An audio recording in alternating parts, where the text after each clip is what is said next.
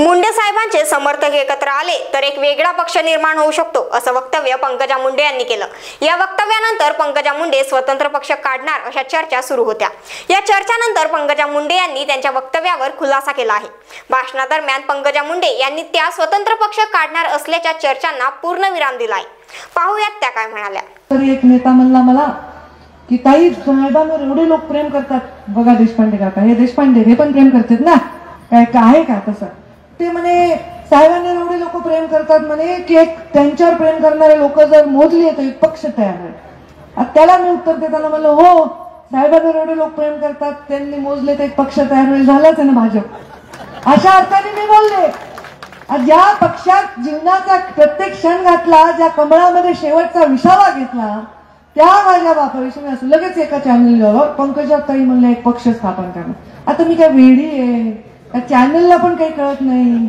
अरे कसं स्थापन करीन? दिल्लीत मोदी आहे, तिथे देवेंद्रजीत, वर सत्ता आहे, खाली सत्ता आहे, मी मंत्री आहे, तुम्ही कशामुळे करेन?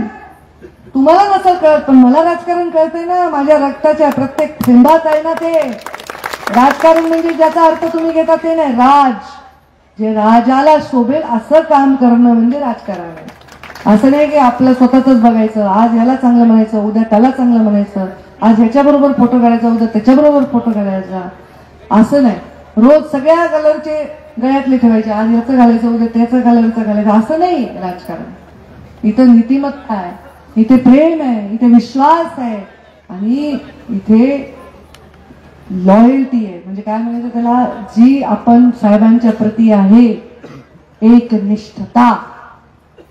सारखं इंग्रजी बोलावं लागले पर्यावरणात म्हणून प्रॉब्लेम झाला माझा। एकनिष्ठता, एकनिष्ठता हे महत्वाचे आहे। त्या भावाने मला सांगितलं त्याच्यामुळे ताई पडल्यावर लोक आत्महत्या करतात, इतकं प्रेम लोक माझ्यावर करतात आणि या प्रेमाची किंमत कशातच मोजू शकत नाही, कशातच।